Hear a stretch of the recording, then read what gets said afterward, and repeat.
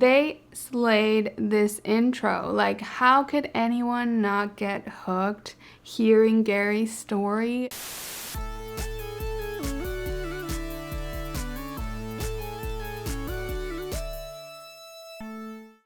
Hello and welcome back to the Miscellaneous channel, where we do miscellaneous things. I'm Zeleny. I typically cover TV, pop culture, internet trends, and other miscellaneous things on this channel, so subscribe if that's your vibe.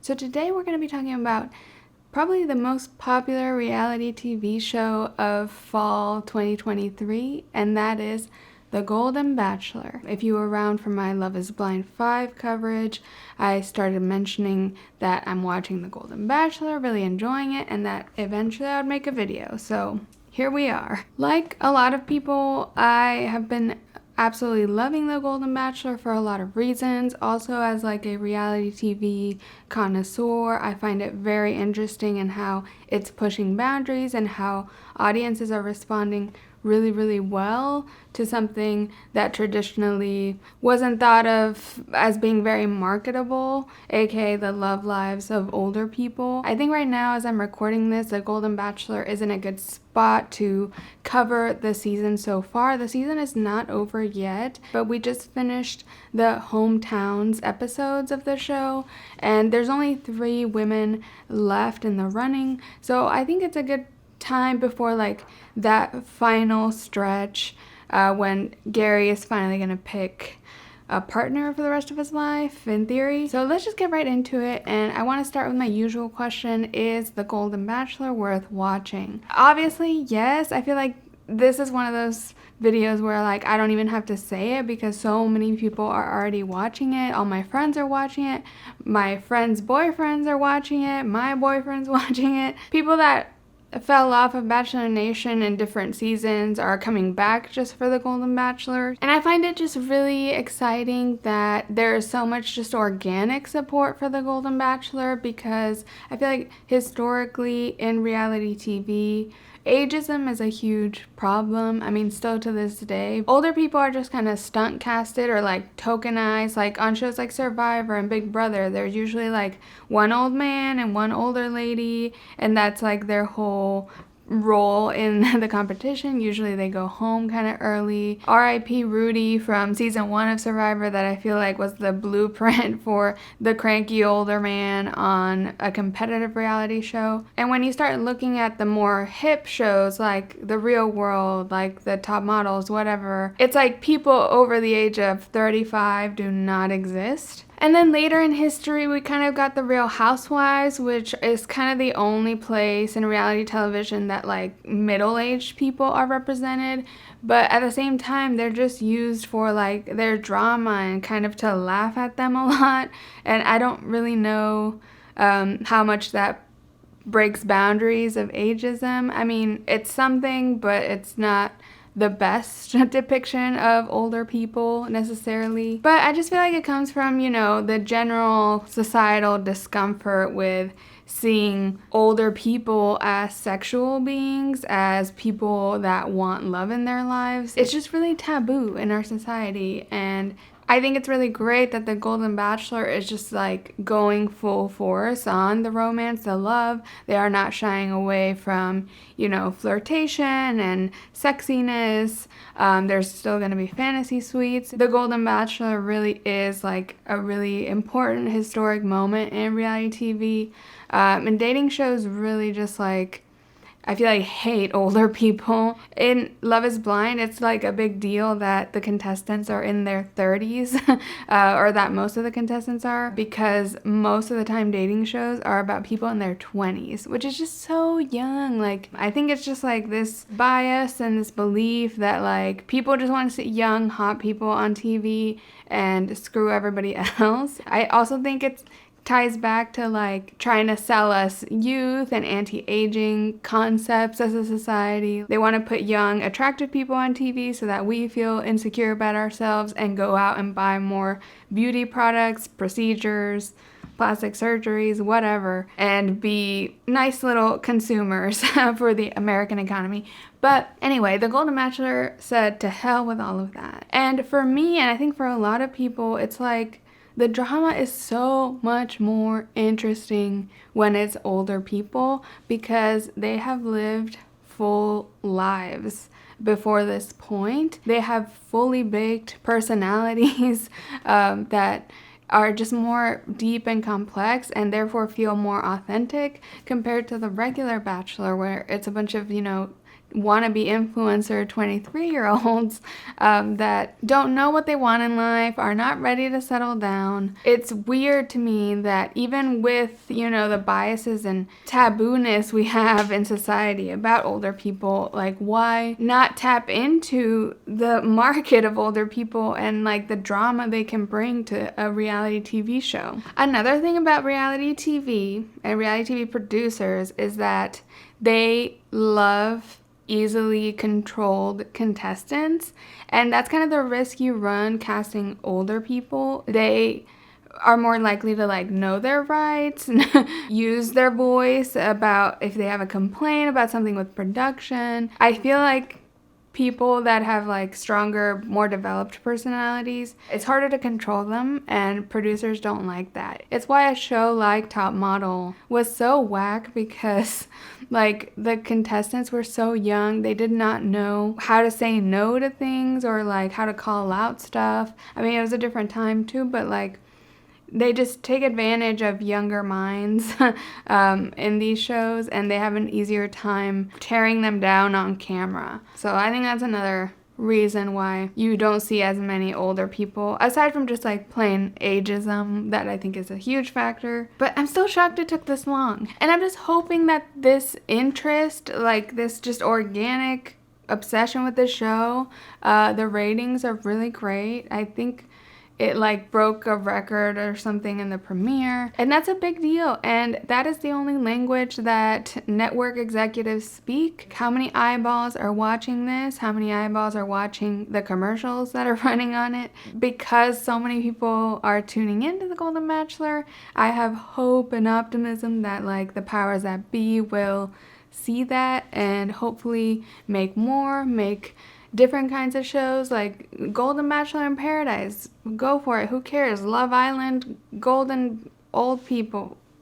Please, go ahead. Because there's already so many shows that just feature like hot people in bikinis. You've seen one, you've seen them all. I'm optimistic. I hope like it gets renewed, it gets its own spin-offs. Everyone's already talking about like potential Golden Bachelorette situations. And I think this shows the executives that it's not just a one-time gimmick thing. And that's what I was worried about, that they were just gonna do a season just for funsies and then move on. But I think it has great potential as like a super successful franchise, especially with how like dry the regular Bachelor seasons are. I feel like no one talks about them anymore. So I think the Golden Bachelor is their new ticket to a successful spinoff. The only bad thing is that like season 1 of any reality show is usually the best one, aka the most authentic. Let's enjoy it while it's here. The format of the Golden Bachelor is really similar to the regular Bachelor. I think it's even the same mansion. Any complaints I have about the Golden Bachelor are issues I have with like the Bachelor format as a whole. The thing I don't love about the Bachelor is that it's very focused on like selling a romance fantasy to mostly women as the audience. They never really talk about any serious or real life topics on the show, and that to me detracts from the authenticity of it. And I think it's why shows like Love is Blind and these shows where you see couples in the real world are more popular than The Bachelor, because they have conflicts that directly relate to the people's real lives. And you can actually see, are they going to work out well together? Are they not? Whereas in The Bachelor, everything is very curated and perfect and polished, and all they talk about is like, oh, I have a strong connection with you. Oh, I'm starting to fall in love. Oh, I'm falling in love with you. Oh, now I'm in love. And they just talk about the love. They talk about the date. The Golden Bachelor does mostly follow this. It never gets too deep in what they talk about, especially talking about like real life logistics. They also don't touch, finances, politics, religion, which honestly Love is Blind also censors a lot of that stuff. But at least we see some finance talk and just living together, conflicts. And in The Bachelor, we don't get that at all. The Golden Bachelor does have like deeper conversations than the regular Bachelor though, because at least couples are bonding over like being widowed, losing spouses, having children, so things that are a little more major in life, and some really sad stuff, some really heavy stuff, but it's still only topics within the romance department. So that's kind of like my only issue with the Golden Bachelor. I don't really have complaints and I enjoy watching it. It's just regular Bachelor issues for me. I've seen like a tad bit of criticism of the Bachelor Gary about him just being like too wholesome, too perfect. He's so kind, he's so gentle. And you just never see any conflict with him. I kind of agree, but also this is how every Bachelor is, I'm pretty sure. I mean, I haven't seen many Bachelor seasons, but the ones I have seen, like whoever's the Bachelor or Bachelorette is like a robot that just is perfect to all the people in the house, and then the people in the house just kind of fight each other sometimes. The Bachelor is gonna Bachelor. There are a couple of key differences between the Golden Bachelor and the regular Bachelor. In the Golden Bachelor, they don't travel away from the mansion until the hometowns date. Usually on the Bachelor, after like a couple episodes, they start all traveling together around usually just the country, like the US. They go to like random ass cities that I'm pretty sure like the cities pay the Bachelor to like show off tourism there, because they'll go to like a random Ohio city or like South Carolina. But anyway, so the Golden Bachelor didn't go anywhere. I think it's maybe for the best, because these people are older and it's just like you don't need to be jostling them around the country to go to like Indiana. Like if it's somewhere really cool, then yeah, they should go, but like a lot of these people are probably already pretty well traveled. I don't miss the random cities travel thing, maybe like Bachelor purists do. I'm not quite sure why they did the travel thing. There does seem to be less episodes than a regular Bachelor season, which is pretty typical of a season 1 of anything. A new spin-off like this needs to kind of have proof of concept, so I wouldn't be surprised if they just kind of gave them a limited budget to work with, a limited amount of episodes, just to see if it works out. Also on the Golden Bachelor, the host is Jesse Palmer. I have no idea who this man is. Sorry to this man. Maybe he is now the regular host of The Bachelor. I couldn't tell you. And then the final key difference between the regular Bachelor and Golden Bachelor, and this is such a matter of opinion completely and not a factual statement, but like the rose ceremonies hurt so much more on the Golden Bachelor. In the regular Bachelor, you know these young, beautiful women are going to find love in their lives because they're so young, they're beautiful, like they'll be okay in the dating department. For older women, I just feel that heartbreak so much harder, because I imagine it's hard to find later in life like a compatible match. I could see the Golden Bachelor with any of the women. They're all beautiful. They all have really cool, interesting personalities. It's a lot sadder to have like the ratio of like 22 women versus 1 man. That means 21 hearts are broken. That's just way more devastating, and I kind of wish they'll do some sort of golden dating show. It doesn't have to be a Bachelor franchise that is more like mixed, like half men, half women, if it's heteronormative, and just have more like options for everybody. I would just appreciate that. Honestly, a Love is Blind for older people would be so great. They are sleeping on that concept. So let me get into my episode recap and discussion section. I think for this video, I want to go episode by episode. As I'm recording this, there have just been 6 episodes, and I'm just gonna overview each episode, the key moments, the eliminations. So starting with our Golden Bachelor, his name is Gary Turner. He is 71 and he is a former restaurateur. and loves pickleball. The intro of the Golden Bachelor was like watching goddamn Up, and it was just so heartbreaking. They slayed this intro. Like, how could anyone not get hooked hearing Gary's story of how he married his high school sweetheart, Tony, was married for 43 years, and then right after she retired in 2017, her health declined really rapidly and she passed away. Like, that was just so devastating to watch. That's like the opening montage of the show. It makes sense why like everyone who started it is now completely hooked on this journey. It's already so much more compelling than just your regular bachelor or bachelorette coming in. Gary gets emotional immediately. He's like really vulnerable. Also, at the very beginning, they show him putting on his hearing aids. I think that's just like a great representation, visibility for disabled people. So episode 1 is basically just the limo entrances of all the women. Shout out to AARP.com because they had some really great recaps for me to be able to work off of, because y'all, I've just been watching the Golden Bachelor like as a regular citizen, not as a YouTube reality TV recapper. So I tried to find a source that had good recaps for what I needed, and surprisingly AARP had the best recaps. They were just more like straight to the point. I saw like the Vulture recaps. It's just the language is so flowery. It's like, lo, at last, the final sacred prophecy of our TV ancestors has come to be. The seas are boiling, the forests are burning, and the spotted lanternflies are a-plaguing. But the gods have not totally forsaken us.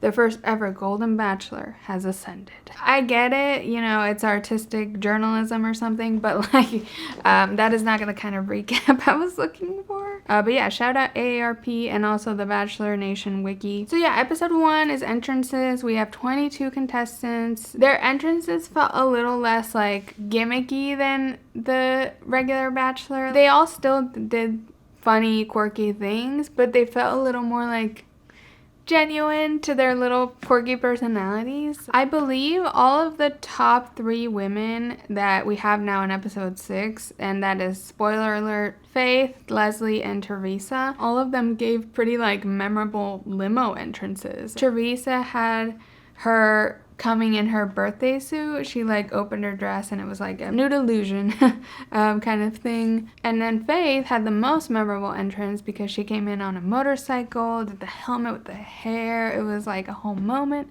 And she actually ended up getting the first impression rose, not just because of the motorcycle. They had like a good talk where they bonded and everything, but like Faith really made an entrance. And then I feel like Leslie was the one who did like the old lady drag. Like she came out of the limo like an old lady and then took the wig off. I'm not 100% sure that was Leslie, but I feel like it was. If it's not, that one was memorable, even though I don't remember who it was. But you know what I mean? It was memorable in that it was a cool, funny entrance because it was like defying the expectations of what like an older woman would look like.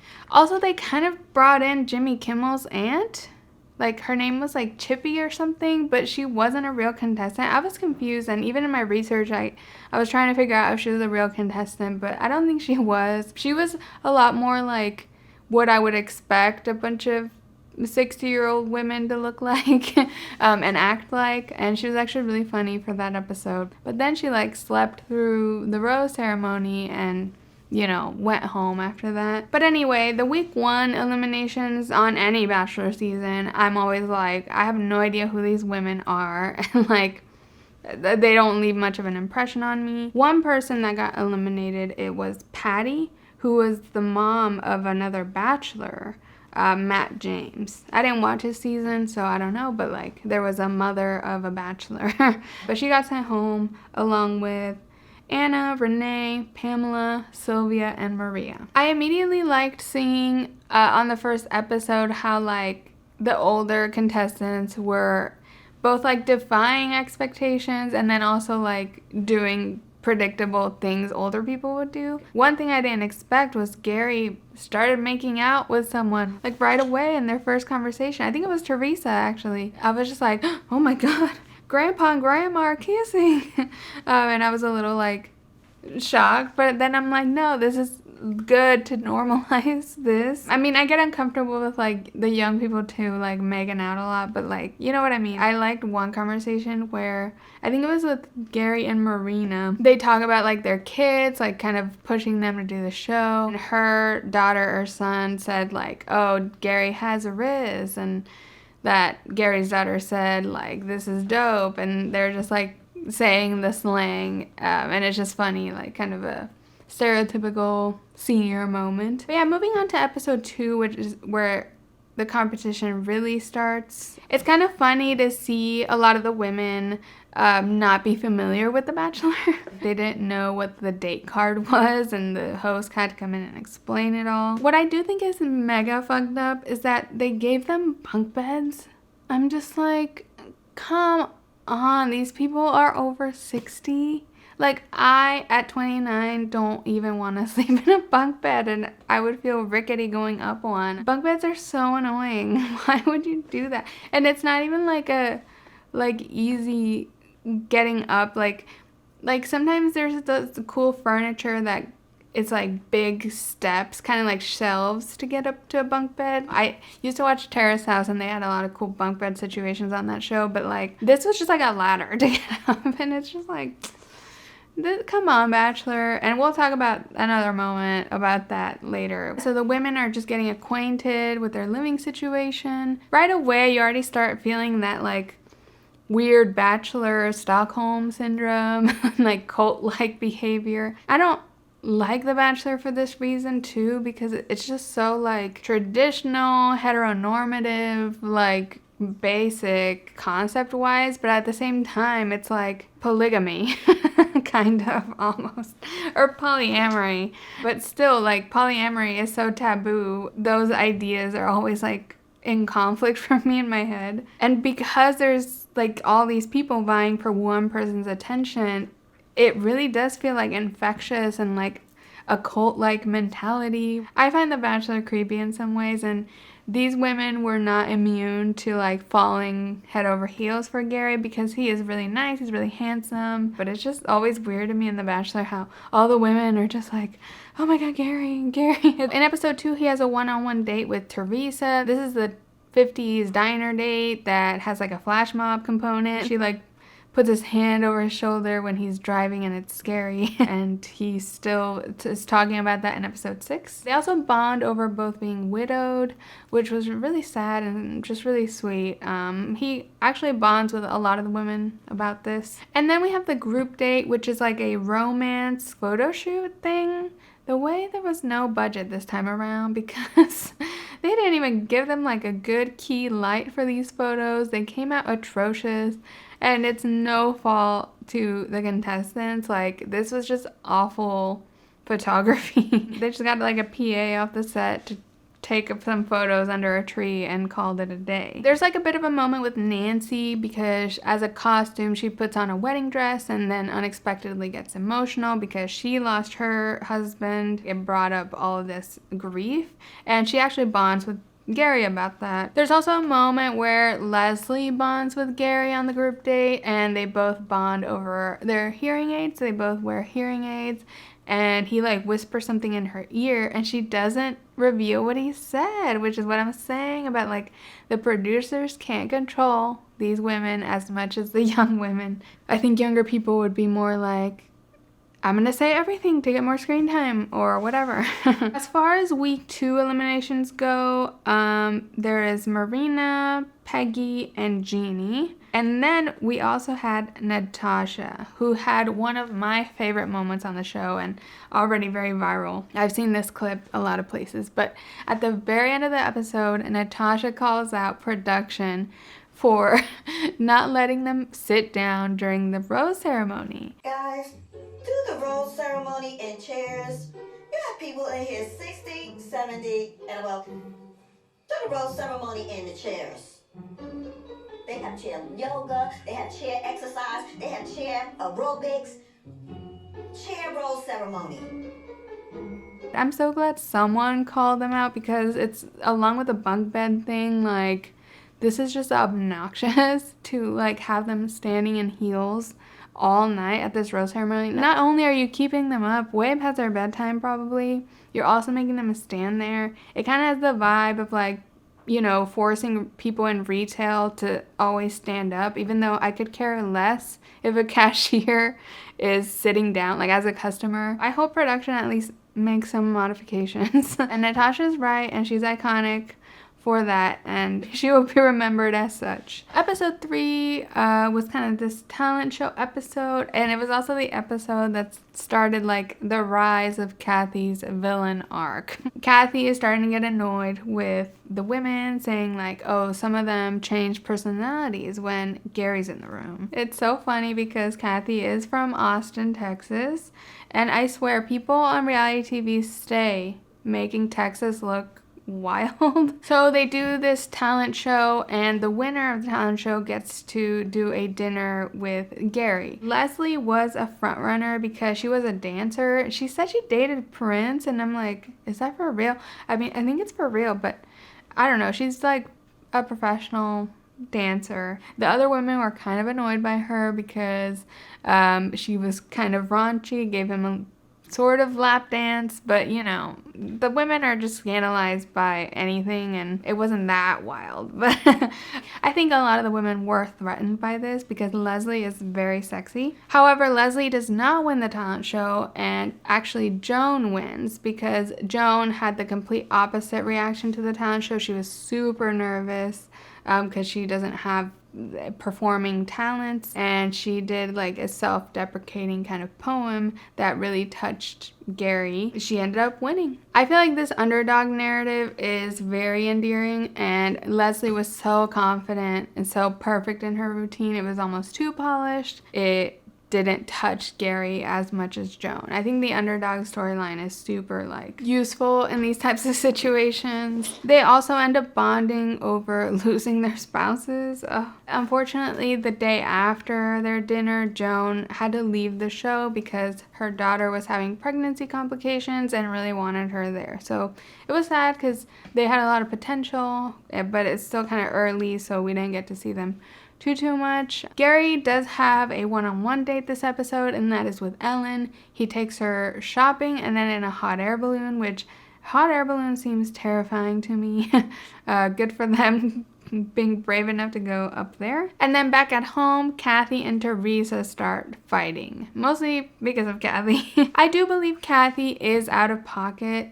Like, she is clearly, I feel like, threatened by Teresa and the attention she's gotten, and just Teresa sharing anything about her time with Gary rubs her the wrong way. But this is like the exact drama I signed up for and I wanted from the Golden Bachelor. Just like different older lady personalities not getting along. It was just so funny. Like, of course, in a group this big, you're gonna have people whose personalities don't mix. Kathy was mean to Teresa, but she's just like a cranky lady. Like, I appreciate her for providing the only real villain drama of the season and being really funny, because even though she's mean, she was a little funny. And then Teresa, unfortunately, is very sensitive. Them mixing is just so messy because Kathy is just telling her to stop bragging.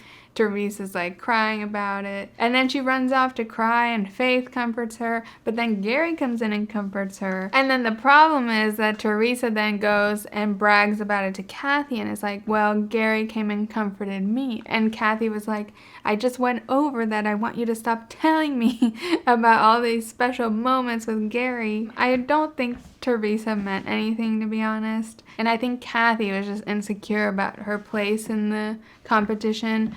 I keep calling it a competition. It's not technically, but it is, you know, low-key. I just thought this conflict was funny. This week only had 3 eliminations, technically just 2 because Joan went home on her own. In addition to her, it was Christina and Edith, which I was devastated because I loved Edith. She's my #1 pick for the next Golden Bachelorette. I think she's gorgeous. Her hair is just so beautiful. It's like all gray, but like gorgeous. I'm also team her because she's Latina, represent. Yeah, I was kind of surprised by Edith when she got eliminated.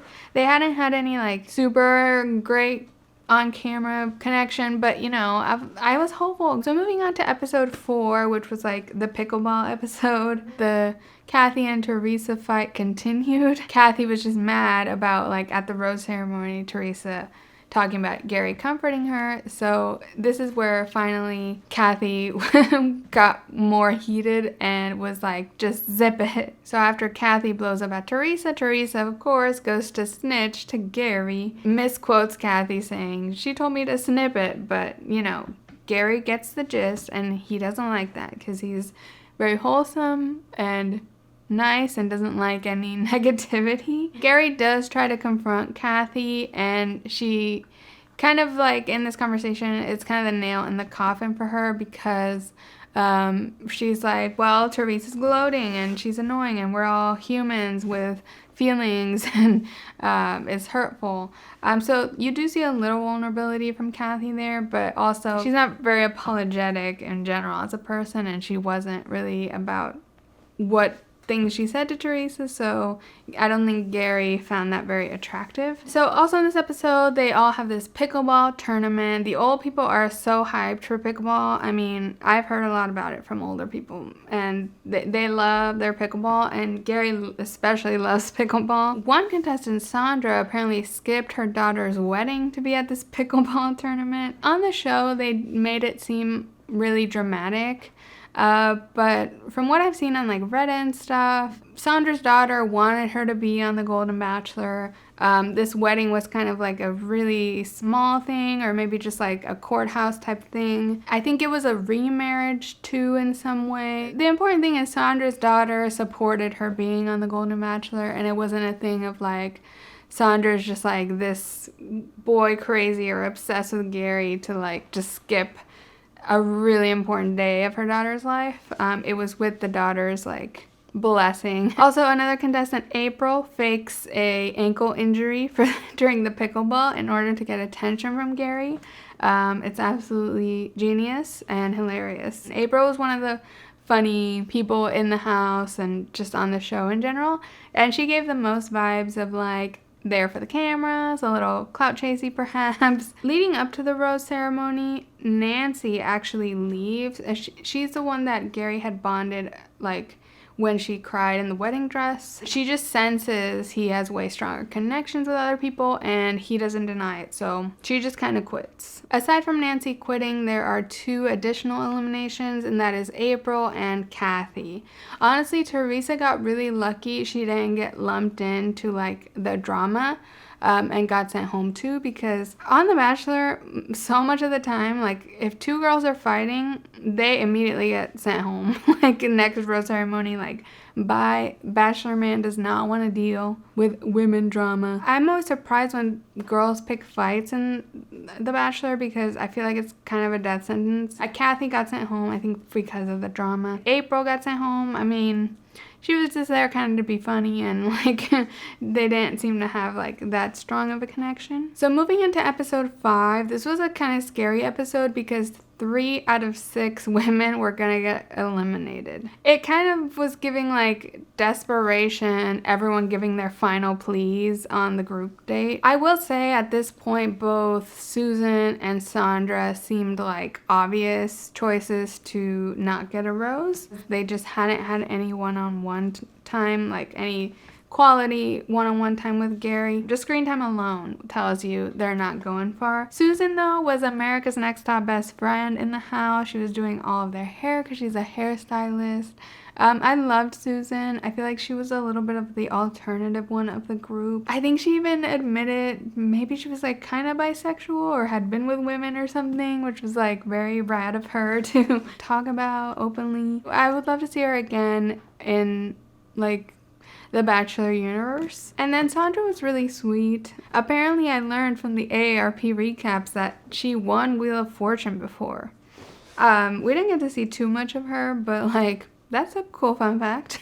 There is a one-on-one date this episode, and that is with Faith, and she gets a rose, so she's guaranteed a spot. It's this whole helicopter ride that lands on a yacht, and then they go to a hot tub. It was kind of like a trifecta of The Bachelor. And honestly, the other women are so jealous of Faith's date with Gary. Ellen gets nervous hearing about the hot tubs because she's a fan of The Bachelor, and she knows that hot tubs are serious business on The Bachelor, and that was so funny. And then Leslie's also feeling really like insecure and concerned, and she like cries about the date. On the group date, they go to the Santa Monica Pier. It's like a carnival situation, and all the women try to have one-on-ones with him, really give their final pleas. Teresa says she can't live without him. Ellen says she's falling in love, and his answers are usually like, that's so kind, or like, this touches me deeply.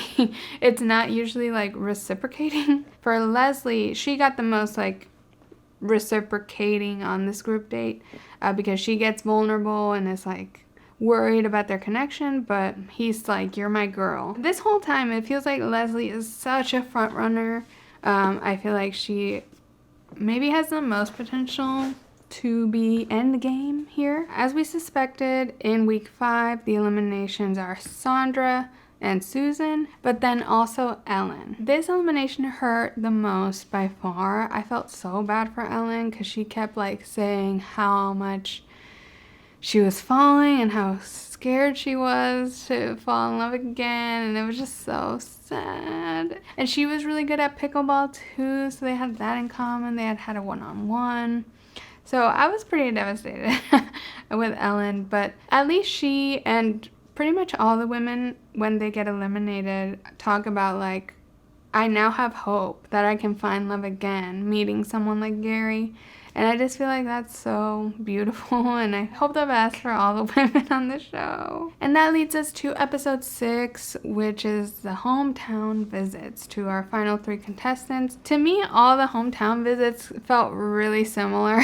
Like, they went pretty much the same. Instead of meeting parents, they are meeting like children and grandchildren and siblings, which was an interesting difference from regular Bachelor. All of them seem to have adorable grandkids that make it more devastating that he has to like eliminate 2 of them. I was having trouble thinking like, who is he gonna send home, because all these visits went so well. Every family would ask him, oh, what's your favorite thing about her, about our relative here?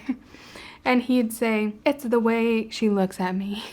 I get what he means, but this kind of statement irks me so much because it's like, that's not about her, that's like about you. And also he reused that on multiple women, at least 2 if not all 3 of them. He mentioned that, so that was kind of interesting. But I feel so bad for the families though, and this is hard in the regular Bachelor too, but like, it's so hard knowing that 2 of these families are not gonna get like chosen, and it's just so awkward. Gary has to like, you know, say to all of them, he says I love you to all of them, and that's where I started being like, Gary, you are in trouble because you're telling every woman you're in love with her.